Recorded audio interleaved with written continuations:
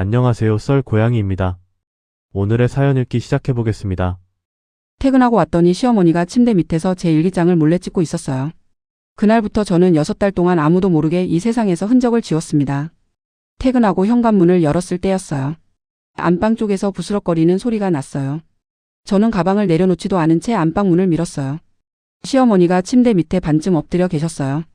한 손에는 제 일기장이 들려 있었고 다른 손에는 핸드폰이 들려 있었어요. 카메라가 켜진 핸드폰이요. 저는 그 자리에서 아무 말도 하지 않았어요. 시어머니가 저를 보셨어요. 저도 시어머니를 봤어요. 아무도 아무 말도 하지 않았어요. 그 이야기를 지금부터 들을게요. 저는 경기도 수원시 영통구에 사는 올해로 52살이 된 아파트 단지 관리사무소 경리입니다. 영통동에 있는 대단지 아파트에서 관리비 정산과 입출금 장부를 담당하고 있어요. 이 일만 17년째예요. 남편 강민준 씨는 중견 제조업체 자재팀에 다니고 있어요. 저보다 4살 많고 제가 31살에 결혼했어요. 소개팅으로 만나서 1년 반을 사귀고 결혼했어요. 지금 중요한 건 그게 아니에요. 지금 중요한 건 시어머니예요. 그분이 제 일기장을 처음 손에 쥐신 게 언제부터였는지 저는 아직도 정확히 알 수가 없어요. 시어머니를 처음 뵌 건 소개팅 상대를 부모님께 인사드리는 자리였어요. 수원 시내 한정식 집이었어요. 시어머니는 팔달구에서만 25년 가까이 사신 분이셨어요. 꼼꼼하고 반듯한 인상이었어요. 말씀을 조리 있게 하셨고 자리 분위기를 자연스럽게 이끄셨어요. 처음에는 인상이 나쁘지 않았어요. 야무지고 분명한 분이다 싶었거든요. 근데 식사가 끝나갈 무렵이었어요. 시어머니가 저를 똑바로 보시면서 말씀하셨어요. 박 선생 혹시 일기 써요? 저는 조금 뜬금없다는 생각이 들었어요. 왜 그런 걸 물어보시나 싶었거든요. 그래도 내 어릴 때부터 써왔어요 라고 솔직하게 대답했어요. 시어머니가 고개를 끄덕이시더니 말씀하셨어요. 속에 있는 걸 다 써놓는 사람은 안에 쌓인 게 많은 거예요. 그런 사람은 겉이랑 속이 달라서 나중에 탈이 나. 저는 그 말이 무슨 뜻인지 그 자리에서는 잘 몰랐어요. 그냥 이상한 말이다 싶었어요. 저희 어머니가 슬쩍 저를 보셨어요. 저는 그냥 웃었어요. 상견례 자리였으니까요. 그게 첫 번째 이상한 말이었어요. 결혼하고 나서 시어머니가 우리 신혼집에 처음 오신 날이었어요. 신혼집을 구경하신다고 방마다 들어가 보셨어요. 안방에도 들어가셨어요. 저는 그냥 따라 들어갔어요. 시어머니가 침대 옆 협탁 서랍을 여셨어요. 제 일기장이 거기 있었어요. 두꺼운 검정 표지 노트였어요. 시어머니가 그걸 집어드셨어요. 저는 순간 뭔가 불편한 느낌이 들었어요. 손발이 잠깐 서늘해지는 느낌이었어요. 시어머니가 노트를 들었다 놓으시면서 말씀하셨어요. 결혼하면 쓸 게 있어야 일기를 쓰지. 불만이 쌓인 사람들이 일기를 쓰는 거야. 속에 담아두는 여자가 제일 무서워. 얼굴이 확 달아오르는 느낌이었어요. 불만이 쌓인 사람. 속에 담아두는 여자가 무섭다고. 저를 처음 만난 자리에서 하셨던 말씀이 다시 겹쳤어요. 겉이랑 속이 달라서 탈이 난다고 하셨던 말이요. 이분이 제 일기를 뭔가 이상한 것으로 보고 계시다는 느낌이 처음으로 들었어요. 근데 그때는 그냥 그런 분인가 보다 했어요. 설마 어떻게 하겠어 싶었어요. 그때는 몰랐어요. 그게 시작이었다는 걸. 그런데 그게 끝이 아니었어요. 진짜는 그 다음이었어요. 결혼하고 처음 2년은 시어머니와 따로 살았어요. 시어머니는 팔달구 본가에 계셨고 저희는 영통구에 전세를 얻었어요. 버스로 30분쯤 걸리는 거리였어요. 멀지는 않지만 그렇다고 가깝지도 않은 딱 숨 쉴 수 있는 거리였어요. 주말에 한 번씩 찾아뵈러 가면 그때마다 뭔가 하나씩은 말씀이 있었어요. 국이 어떻다, 청소가 어떻다, 민준이 셔츠에 단추가 하나 없더라 이런 것들이었어요. 저는 그럴 때마다 그냥 참았어요. 시어머니 댁에 갔을 때만 듣는 말이니까 집에 오면 다 잊어버리면 된다고 생각했어요. 관리사무소 일은 규칙적이고 조용한 편이에요. 관리비를 계산하고 입출금을 정리하고 입주민 민원을 처리하는 일이에요. 하루 종일 숫자를 보고 있는 거예요. 그게 저한테는 맞았어요. 정확하고 조용한 일이었거든요. 퇴근하고 집에 오면 밥을 해서 남편이랑 같이 먹고 설거지하고 일기를 쓰고 잤어요. 그게 하루였어요. 단순하지만 나쁘지 않은 하루였어요. 일기는 어릴 때부터 써온 거라 습관처럼 됐어요. 그날 있었던 일, 그날 든 생각, 그날 하늘이 어땠는지 같은 것들이었어요. 특별한 내용이 있는 게 아니었어요. 저는 그냥 제 하루를 기록하는 사람이었어요. 결혼 3년째 되던 해에 시어머니가 무릎이 안 좋아지셨어요. 수술까지는 아니어도 오래 서 계시거나 혼자 장을 보러 나가시기가 점점 힘들어지셨어요. 그 무렵부터 남편이 슬슬 합가 이야기를 꺼냈어요. 어머니 혼자 계시면 걱정이야. 우리가 같이 사는 게 어떻겠어. 저는 그 말이 반갑지는 않았어요. 솔직히 말하면 가슴이 내려앉는 느낌이었어요. 근데 혼자 계신 분을 그냥 두는 것도 마음이 걸렸어요. 그래서 그냥 하기로 했어요. 지금 생각하면 그때 좀 더 오래 고민했어야 했는데. 합가는 우리가 시어머니 댁으로 들어가는 방식이었어요. 시어머니가 오래 사신 팔달구 아파트로요. 이삿짐을 옮기던 날 남편이 제 손을 잡더니 말했어요. 우리 어머니 잘 부탁해. 저는 그냥 했어요. 응, 그럴게. 아무 말 안 했어요. 그냥 했어요. 그때부터 제 일기장의 위치가 조금씩 달라지기 시작했어요. 협탁이 아니라 침대 밑으로, 침대 밑에서도 구석 쪽으로. 처음에는 이사 후에 짐 정리가 덜 된 건가 보다 했어요. 그냥 넘겼어요. 아무 생각 없이 그냥 넘겼어요. 합가한 지 2달이 지났을 때쯤이었어요. 남편이 어느 날 저녁 밥을 먹다가 이런 말을 했어요. 당신 요즘 퇴근하고 어디 들르는 거 있어? 저는 그 말이 뜬금없었어요. 아니, 없는데. 왜요? 남편이 밥을 한 숟갈 먹고 말했어요. 어머니가 당신 퇴근 시간이 좀 늦는 것 같다고 하시던데. 저는 숟가락을 내려놨어요. 저는 6시에 칼퇴근을 해요.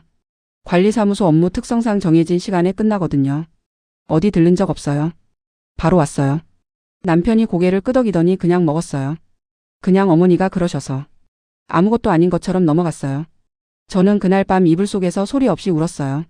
내가 어디를 들렀다고. 관리사무소에서 버스 타고 집에 오는데 어디를 들러. 뭐라 말하고 싶었지만 꾹 눌렀습니다. 그 이후로 시어머니가 저한테 하시는 말씀에 뭔가 패턴이 생겼어요. 며느리 오늘 저녁에 우산 챙겼어요? 비 올 것 같던데. 처음에는 걱정해 주시는 건가 했어요. 근데 어느 날 남편이 또 이런 말을 했어요. 당신 오늘 우산 안 가지고 나간 거야? 어머니가 우산 없이 나간 것 같다고. 저는 숨이 막혔어요. 걱정이 아니었어요. 챙겨주는 게 아니었어요. 확인하는 거였어요. 제가 몇 시에 나가는지, 우산을 가지고 나가는지, 몇 시에 들어오는지를 아들한테 보고하는 거였어요. 그냥 참았어요. 어느 날 아침 출근 준비를 하다가 일기장이 없었어요. 어젯밤에 침대 밑 구석에 넣어둔 게 분명한데 그 자리에 없었어요. 저는 침대 밑을 다 뒤졌어요. 없었어요. 손발이 서늘해지는 느낌이었어요. 결국 협탁 서랍 안에서 나왔어요. 제가 넣지 않은 자리에서요. 저는 그 일기장을 손에 들고 한동안 서 있었어요. 내가 잘못 기억하는 건가? 내가 협탁에 넣었나? 그냥 그렇게 생각하려고 했어요. 아무 말 안 했어요. 그냥 참았어요. 그 무렵부터 시어머니가 저한테 이런 말씀을 가끔 하셨어요. 며느리 요즘 생각이 많아 보여요. 무슨 불만이라도 있어요? 저는 아니에요, 괜찮아요 라고 했어요. 시어머니가 피식 웃으시면서 말씀하셨어요. 불만 있으면 말을 해야지. 속에 담아두는 사람이 제일 무서워요. 그 담아두는 사람이 무섭다는 말, 상견례 자리에서도 하셨던 말씀이었어요. 뭐라 말하고 싶었지만 꾹 눌렀습니다. 그 무렵 임신 가능성이 생겼어요. 5년 만이었어요. 결혼 초에 몇 번 시도를 했다가 잘 안 됐었거든요. 그 이후로 자연스럽게 놓고 지내던 참이었는데 갑자기 생리가 늦어지더니 검사 결과가 양성으로 나왔어요. 저는 검사기를 손에 들고 화장실 바닥에 한참 앉아 있었어요. 다리에 힘이 없었어요. 기쁜 건지 무서운 건지 구분이 안 됐어요. 남편한테 말했을 때 남편이 오랜만에 크게 웃었어요. 진짜로 웃는 얼굴이었어요. 저도 웃었어요. 그날 하루는 뭔가 달라진 느낌이었어요. 시어머니한테 말씀드렸더니 시어머니도 기뻐하셨어요. 오랜만에 보는 환한 표정이셨어요. 그날만큼은 집 안 공기가 달랐어요. 저는 그게 새로운 시작인가 싶었어요. 임신 초기에는 시어머니가 저한테 뭔가 챙겨주시는 일이 생겼어요. 미역국을 끓여 놓으셨거나 과일을 씻어 놓으셨거나 그런 것들이었어요. 사소하지만 저한테는 처음 있는 일이었어요. 저는 그게 고마웠어요. 어쩌면 이분이 이렇게도 되실 수 있는 분이구나 했어요. 남편도 그 시기에는 조금 달라졌어요. 퇴근하고 오면 저한테 말을 먼저 거는 날이 생겼어요. 오늘 힘들진 않았어? 입덧은 좀 어때? 그 말들이 뭔가 오랜만의 것들 같아서 마음이 따뜻해졌어요. 그때 저는 생각했어요. 아이가 생기면 달라지는구나. 이게 진짜 우리 가족이 되는 과정인가. 돌이켜보면 이미 복선이 있었어요. 임신 3달이 지나면서 입덧이 심해졌어요. 어떤 날은 출근길에 버스 안에서 구역질이 올라왔어요. 퇴근하고 집에 오면 몸이 너무 무거워서 바로 눕고 싶었어요. 그런데 시어머니가 어느 날 저녁 제가 소파에 기대어 있는 걸 보시더니 말씀하셨어요. 며느리 임신했다고 살림을 내려놓으면 어떡해요? 나는 몸이 안 좋아서 못 도와줘요. 저는 일어나서 저녁을 차렸어요. 아무 말 안 했어요. 그냥 했어요. 근데 이상한 건 그날 저녁에도 일기장이 제가 두었던 자리가 아닌 다른 자리에 있었다는 거예요. 저는 그냥 집어서 원래 자리에 넣었어요. 아무 생각 없이 그냥 넘겼어요. 그때는 몰랐어요. 임신 5개월이 지나면서 유산이 됐어요. 병원에서 심장이 멈췄다는 말을 들었을 때 저는 아무것도 느껴지지 않았어요. 텅 빈 느낌이었어요. 눈물도 안 났어요. 남편은 병원에서 저랑 같이 울었어요. 저는 그냥 앉아 있었어요. 집으로 돌아오는 차 안에서 창밖만 봤어요. 시어머니는 그 이야기를 남편한테 들으시고 방에서 나오셨어요. 저한테 하신 말씀이 이거였어요. 며느리 몸 관리를 잘 못한 거야. 임신 중에 너무 무리했잖아. 저는 그 말을 들으면서 소파에 그냥 앉아 있었어요. 아무 말도 하지 않았어요. 내가 무리했다고. 입덧이 심한 날도 저녁을 차리고 설거지를 했는데 그냥 참았어요. 그 이후로 시어머니의 태도가 다시 원래대로 돌아왔어요. 아니, 오히려 더 날카로워졌어요. 어느 날 남편이 저한테 이런 말을 했어요. 당신 요즘 일기에 뭘 쓰는 거야? 저는 그 질문에 숟가락을 멈췄어요. 그냥 일상이지. 왜요? 남편이 잠깐 있다가 말했어요. 어머니가 당신 일기에 본인 욕이 가득하다고 하시던데. 저는 숨이 막혔어요. 심장이 쿵 내려앉는 느낌이었어요. 어머니가 제 일기를 보셨어요? 남편이 말했어요. 그야 모르지. 어머니가 그렇게 느끼신다고. 저는 그 자리에서 아무 말도 못했어요. 어머니가 그렇게 느끼신다니. 일기를 보지 않으면 내용을 어떻게 알아? 그 말이 목구멍까지 올라왔는데 나오지 않았어요. 뭐라 말하고 싶었지만 꾹 눌렀습니다. 그날 이후로 저는 일기를 쓸 때 조심하게 됐어요. 내용을 점점 건조하게 썼어요. 감정을 지웠어요. 오늘 날씨, 오늘 메뉴, 오늘 관리사무소에서 처리한 민원. 그런 것만 썼어요. 그러면서도 일기 자체를 멈추지는 않았어요. 그게 저한테 남은 거의 유일한 공간이었거든요. 어느 주말이었어요. 남편이 장을 보러 나갔고 저는 집에서 청소를 하고 있었어요. 시어머니가 거실에 앉으셔서 TV를 보시다가 저한테 이런 말씀을 하셨어요. 애미야, 나는 네가 처음부터 좀 이상하다 싶었어. 일기 쓰는 여자치고 속 편한 사람이 없더라고. 저는 걸레를 손에 든 채로 시어머니를 봤어요. 어머니, 그게 무슨 말씀이에요? 시어머니가 태연하게 말씀하셨어요. 사실이잖아. 뭘 자꾸 써놓냐고. 그거 나중에 누가 보라고 쓰는 거야? 무기로 쓰려고 써놓는 거 아니야? 다리에 힘이 없었어요. 그 자리에서 더 아무 말도 못했어요. 그냥 청소를 계속했어요. 뭐라 말하고 싶었지만 꾹 눌렀습니다. 나중에서야 알았어요. 그 말이 본인 스스로를 향한 말이었다는 걸. 제 일기를 무기로 쓰려던 사람이 누구였는지를요. 몸이 먼저 무너지기 시작했어요. 유산 이후에 한동안은 그냥 버텼는데 어느 순간부터 아침에 일어나는 게 힘들어졌어요. 눈을 떠도 몸이 납덩이처럼 무거웠어요. 출근을 해도 숫자가 제대로 안 보이는 날이 있었어요. 관리사무소 동료 총무 선생님이 어느 날 저한테 조용히 말씀하셨어요. 박 선생, 얼굴이 많이 안 좋아. 밥은 먹고 다니는 거야? 저는 웃었어요. 네, 잘 먹고 있어요. 아무 문제 없어요. 퇴근하고 버스를 타면 창밖을 보는 시간이 길어졌어요. 창밖을 보면서 아무 생각도 하지 않으려고 했어요. 근데 아무 생각도 안 해지지가 않았어요. 시어머니 목소리가 들렸어요. 남편 말이 보였어요. 일기장이 떠올랐어요. 일기장의 위치가 자꾸 바뀐다는 게 느껴졌어요. 그냥 넘기려고 했어요.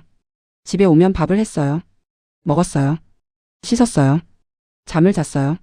그게 전부였어요. 일기를 쓰는 시간이 줄어들었어요. 예전에는 자기 전에 꼭 썼는데 어느 때부터는 펜을 드는 것도 피곤해졌어요. 쓰다가 멈추는 날이 많았어요. 그게 무서워서가 아니었어요. 그냥 아무것도 기록하고 싶지 않은 날들이었어요. 텅 빈 느낌이었어요. 어느 날 밤에 남편이 잠들고 나서 저는 혼자 부엌에 앉아 있었어요. 불도 켜지 않고 그냥 앉아 있었어요. 창문으로 가로등 빛이 들어왔어요. 저는 그 빛을 보면서 한참 있었어요. 내가 여기서 뭘 하고 있나? 이 집에서 나는 뭔가?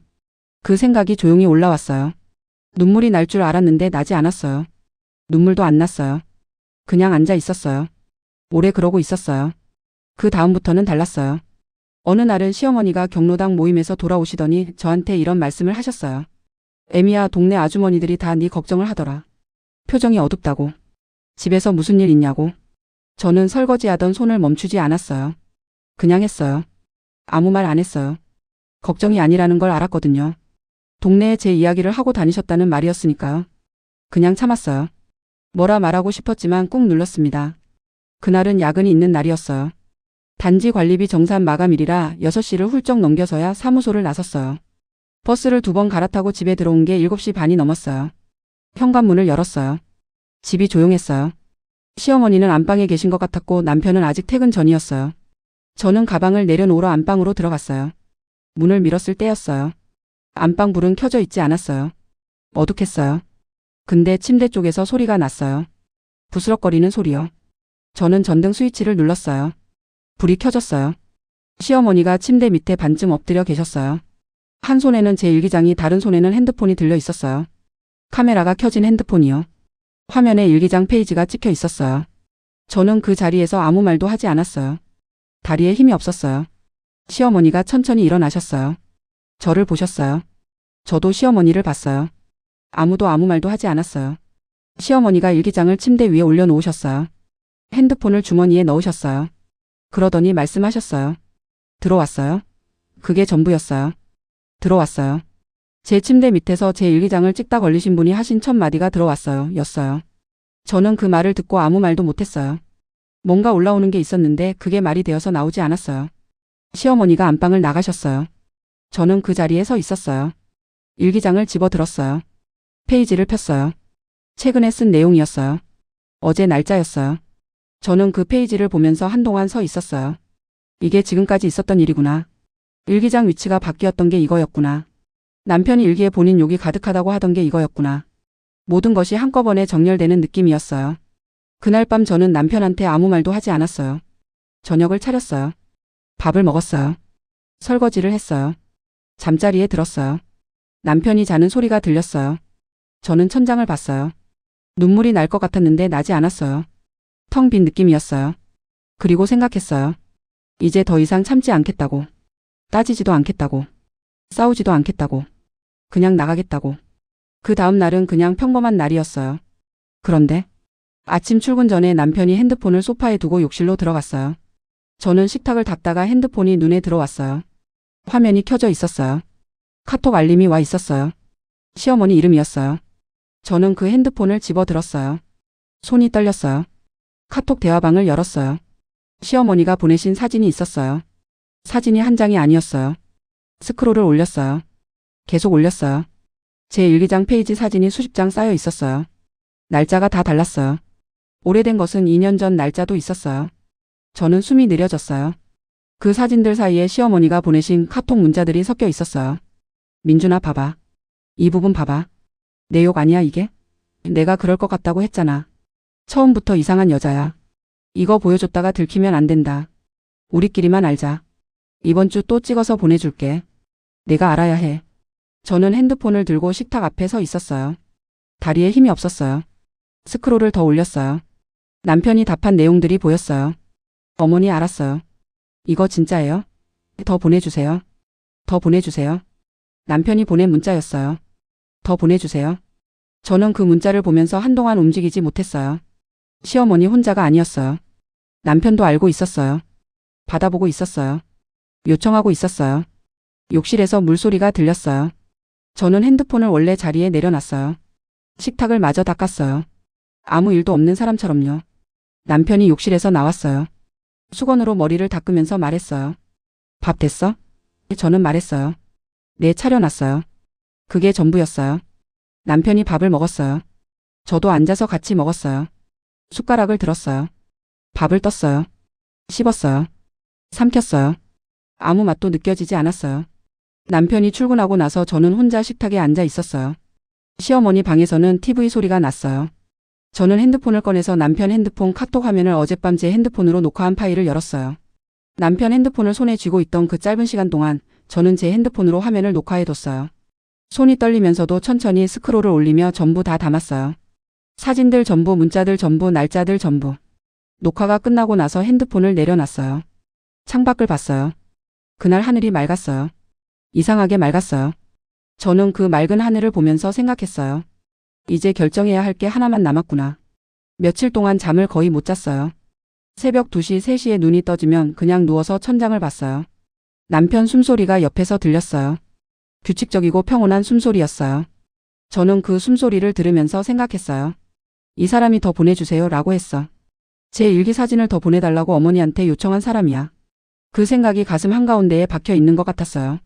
빼낼 수가 없었어요. 어떻게 해야 하나? 싸워야 하나? 법적으로 어떻게 할 수 있는 건가? 이혼을 해야 하나? 그 생각들이 다 동시에 왔어요. 근데 그 생각들이 다 너무 무거웠어요. 이혼을 하면 어디로 가나? 집은 어떻게 하나? 직장은 계속 다닐 수 있나? 이 동네에서 계속 살 수 있나? 아무것도 정리가 되지 않았어요. 어떤 새벽에는 이런 생각도 들었어요. 그냥 아무것도 안 하면 어떨까? 본 척 안 하고 찍힌 건 모른 척하고 그냥 계속 살면 어떨까? 그 생각이 제일 무서웠어요. 그게 제일 쉬운 선택이라는 게 느껴졌거든요. 근데 그 선택을 하면 제가 어떻게 될지도 알 것 같았어요. 조금씩 더 무너지다가 어느 날 제가 없어지는 거잖아요. 몸은 있는데 내가 없는 사람이 되는 거잖아요. 저는 그게 싫었어요. 뭐보다도 그게 더 싫었어요. 폭로하면 어떻게 될까? 남편 앞에 다 들이밀면 어떻게 될까? 남편이 사과를 하면 달라지는 게 있을까? 더 보내주세요 라고 쓴 사람이 사과를 했을 때 그 사과가 뭔가를 되돌릴 수 있을까? 저는 그게 아니라는 걸 알았어요. 피눈물 나는 세월을 참아온 자리에서 나온 사과 한마디가 17년을 돌릴 수는 없는 거잖아요. 사흘째 새벽이었어요. 저는 눈을 뜨고 천장을 보다가 혼자 생각했어요. 싸우지 말자. 폭로하지 말자. 따지지 말자. 그냥 없어지자. 말 한마디 없이. 소리 없이. 흔적도 없이. 이 집에서 내가 살았다는 증거를 지우고 나가자. 그 생각이 오자 이상하게 마음이 가라앉았어요. 눈물이 날 줄 알았는데 나지 않았어요. 오히려 차가워지는 느낌이었어요. 나쁜 차가움이 아니었어요. 고요한 차가움이었어요. 저는 그 고요함 안에서 처음으로 생각을 정리했어요. 무엇부터 해야 하는지, 얼마나 시간이 필요한지, 혼자 하기로 했어요. 조용히. 첫 번째로 한 건 통장이었어요. 저는 17년 동안 관리사무소 일을 하면서 월급을 받아왔어요. 그 통장은 남편도 알고 있는 통장이었어요. 저는 출근 전에 은행에 들러서 새 통장을 만들었어요. 남편 이름이 어디에도 연결되지 않은 통장으로요. 그 통장 번호를 관리사무소 총무 선생님한테 조용히 건넸어요. 선생님, 다음 달부터 이 계좌로 월급 넣어주실 수 있을까요? 개인 사정이에요. 총무 선생님이 말없이 고개를 끄덕여 주셨어요. 그분이 왜 그러냐고 묻지 않으셨어요. 그게 고마웠어요. 두 번째는 핸드폰이었어요. 가족 결합 요금제로 묶여 있었거든요. 저는 통신사를 바꾸기로 했어요. 남편 명의 결합해서 4명의 단독으로. 번호도 바꾸기로 했어요. 그 준비는 한 달 뒤로 잡았어요. 세 번째는 집이었어요. 저는 출근길에 조금씩 돌아서 수원 다른 구역을 걸었어요. 팔달구 쪽으로요. 시어머니 댁에서 멀고 관리사무소에서도 조금 먼 곳이었어요. 부동산 앞에 붙은 전세 매물 종이를 몇 번 멈춰 서서 읽었어요. 소형 빌라 방 하나 혼자 살기에 충분한 곳. 가격대를 눈에 익혔어요. 며칠 뒤에 부동산에 들어갔어요. 직접 물어봤어요. 혼자 사실 거예요? 네. 언제쯤 들어오실 건가요? 2달 후쯤이요. 계약은 2달 뒤에 하기로 하고 나왔어요. 그날 돌아오는 버스 안에서 처음으로 배가 고팠어요. 밥이 먹고 싶었어요. 오랜만에 드는 생각이었어요. 서류는 조금씩 옮겼어요. 출근할 때 가방 안에 하나씩 넣었어요.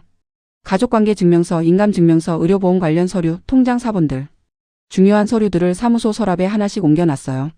아무도 몰랐어요. 짐은 따로 싸지 않았어요. 옷 몇 벌이면 됐어요.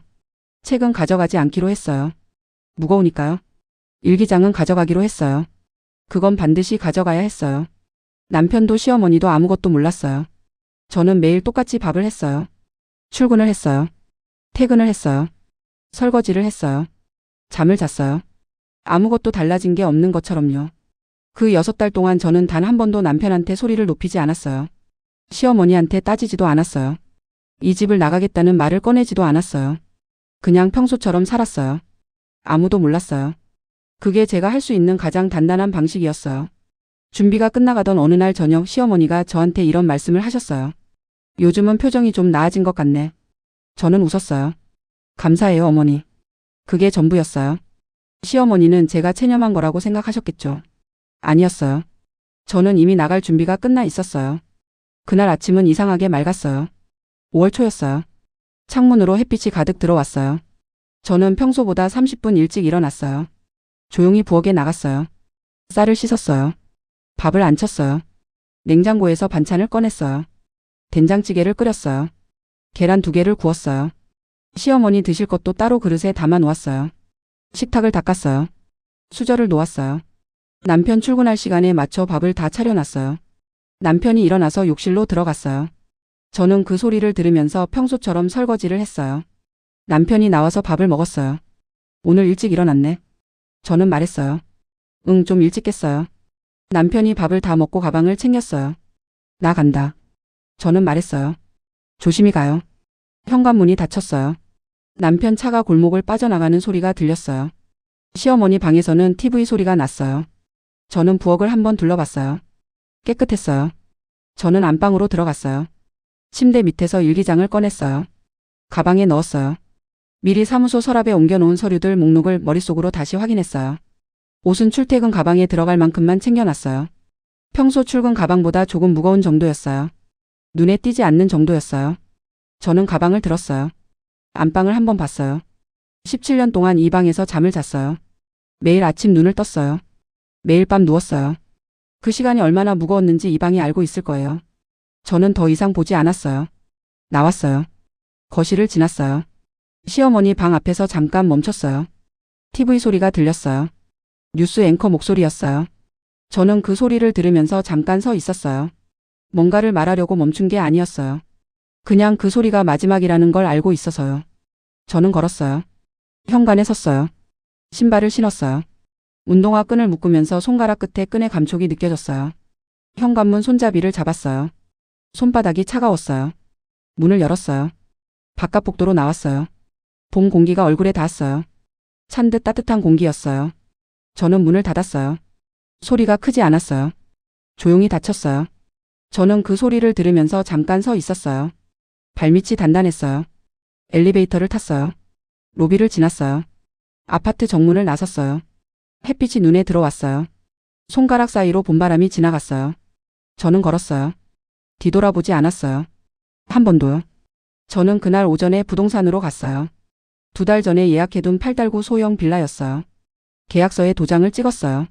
손이 떨리지 않았어요. 열쇠를 받아서 바로 짐을 옮겼어요. 짐이라고 해봤자 가방 하나였어요. 새 공간에 들어섰을 때 냄새가 낯설었어요. 페인트 냄새랑 빈방 특유의 냄새가 섞인 냄새였어요. 저는 그 냄새가 좋았어요. 아무것도 없는 곳에서 나는 냄새였으니까요. 핸드폰을 바꾼 건 그로부터 사흘 뒤였어요. 번호가 바뀌었어요. 이전 번호는 없어졌어요. 남편한테도 시어머니한테도 새 번호를 알리지 않았어요. 직장은 그대로 다녔어요. 관리사무소 동료 선생님들한테는 이사를 했다고만 했어요. 어디로 이사했는지는 말하지 않았어요. 제가 나간 날 저녁 남편한테서 전화가 왔을 거예요. 이전 번호로요. 연결이 되지 않았겠죠. 카톡으로 연락을 했을 거예요. 읽히지 않았겠죠. 저는 그 모든 것을 모른 채 새 방에서 첫 밤을 보냈어요. 바닥에 이불을 깔고 누웠어요. 천장이 낯설었어요. 17년 동안 보던 천장이 아니었어요. 저는 그 낯선 천장을 보면서 생각했어요. 아무도 내 위치를 모른다. 아무도 나한테 전화할 수 없다. 아무도 오늘 내가 어디 있는지 모른다. 그 생각이 무서운 게 아니었어요. 이상하게 편안했어요. 깊이 숨을 들이쉬었어요. 그냥 잘 수 있을 것 같았어요. 남편이 찾아온 건 한 달쯤 뒤였어요. 관리사무소로 왔어요. 주소를 알아낸 게 아니라 거기서 일한다는 걸 알았으니까요. 남편이 사무소 앞에서 저를 기다렸어요. 퇴근하면서 마주쳤어요. 남편 얼굴이 많이 상해 있었어요. 저는 멈추지 않았어요. 걸으면서 말했어요. 할 말 있으면 여기서 해요. 남편이 말했어요. 왜 그냥 나간 거야? 말이라도 하고 나가야지. 저는 말했어요. 말을 해야 할 사람이 누군데요? 남편이 아무 말도 못했어요. 저는 말했어요. 어머님 카톡. 그거 기억해요? 남편 얼굴이 굳었어요.